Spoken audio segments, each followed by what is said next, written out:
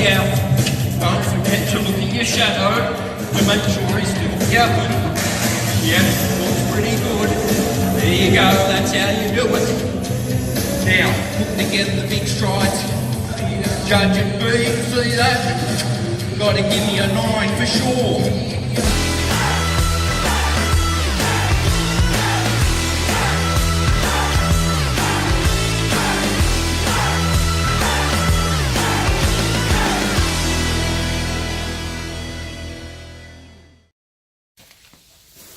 So it's 5:30 in the morning, Saturday morning, just getting ready to go to indoor jumping muster. We're doing a clinic masterclass today, and also Brett is preparing to ride his famous freestyle ketchup padding flambeau we use for the clinic. Flambeau's going to get a shock. He's a rookie to big indoor shows, so we use it as a bit of a training. So it's a nice experience to be able to take a young horse. He's 7 years old, so to go to an indoor show and be able to go through the TRT method and get him into a relaxed state in such a big environment is a really good experience for them.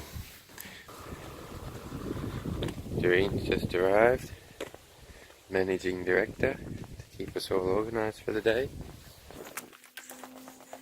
And Yogi's preparing bread sauce. Fresh, Yogi? Yep.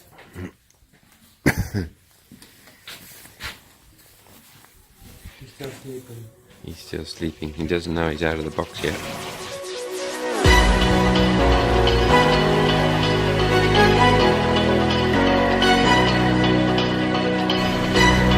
Ready to go, Redford?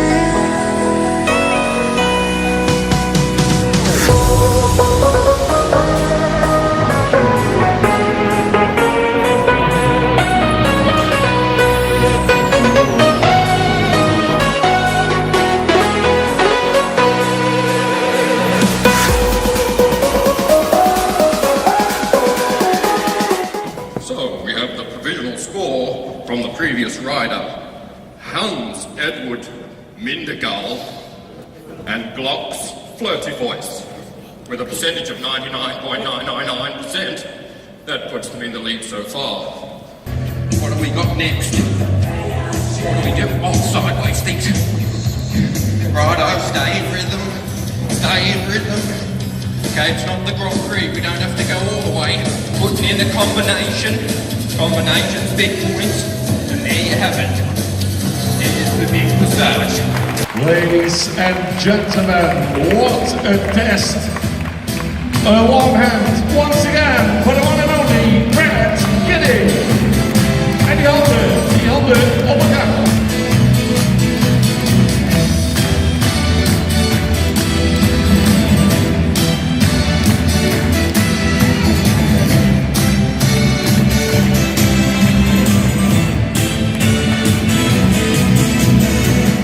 You deserve that with that elegant movement of your hands. Well, I've been working on my posture and presenting myself the best I can, and of course the crowd was with me, so I got a good feeling. Yes. Talk us through the test that you just performed. Well, he was a little bit spooky in the beginning, and he can get a bit, crooked and a bit, I saw that from your moves. Yeah, and then, I just got myself together and I talked to him a little bit and, a bit of horse whispering, and he was just locked on. Not a single mistake from then on. Piaffe Passage was epic. I mean, doesn't really get better than that, mate. We saw just a wonderful clinic. Can you explain how the sense of humour and serious dressage come together? Yeah, for me, of course, there is always a serious message in what I'm doing because I'm extremely passionate about teaching horses to be able to be comfortable and to create a life better than nature intended in sport. So the horses are feeling really confident about what they're doing.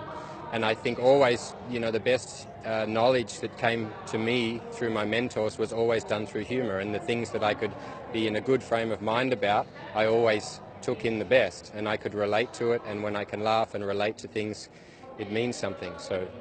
So is the biggest lesson we can learn from this that if a horse is at ease, he can perform?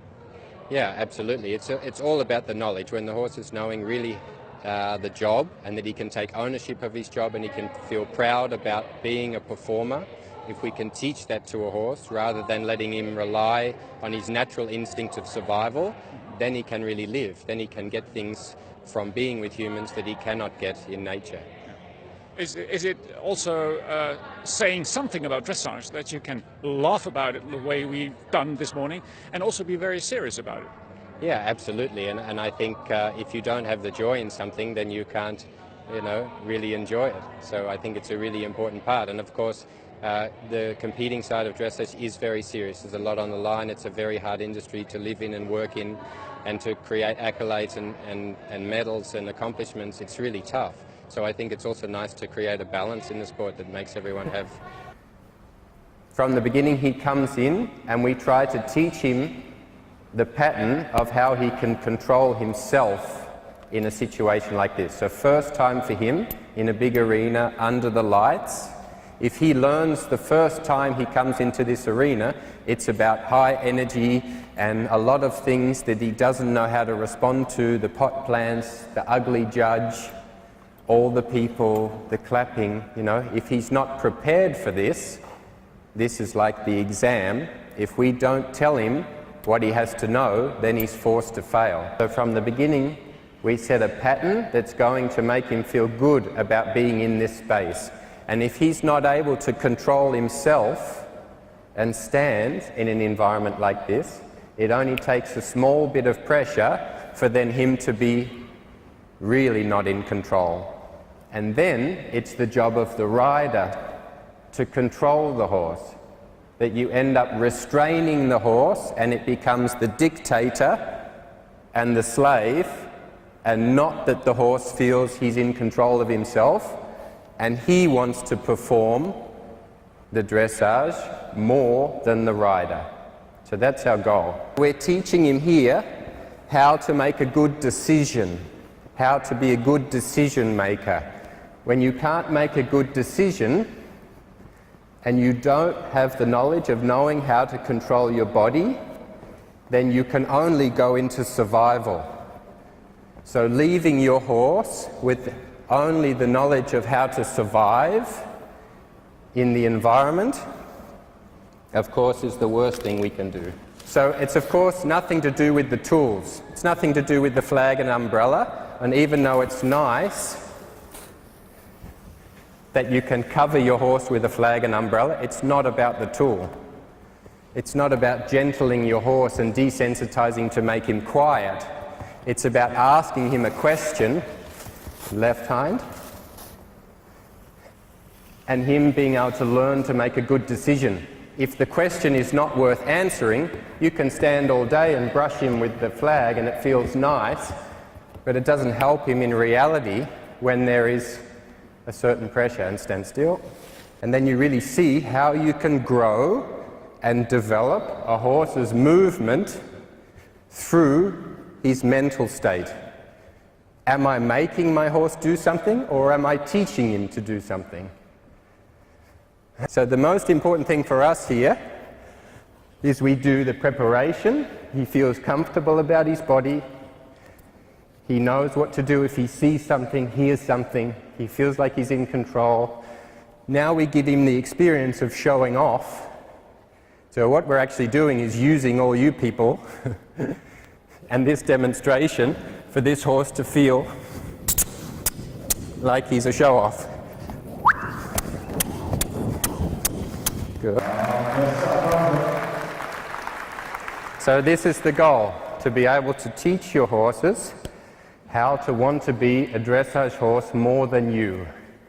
So of course this is a very small introduction with some really, no, I'm serious now, with some small pauses in between. And so, but this is the idea and this is my goal, that one day I can ride down the centre line, halt, salute, get off, and let my horse do the Grand Prix. You won't laugh when you see it. Thanks very much, people. I hope you have a great day.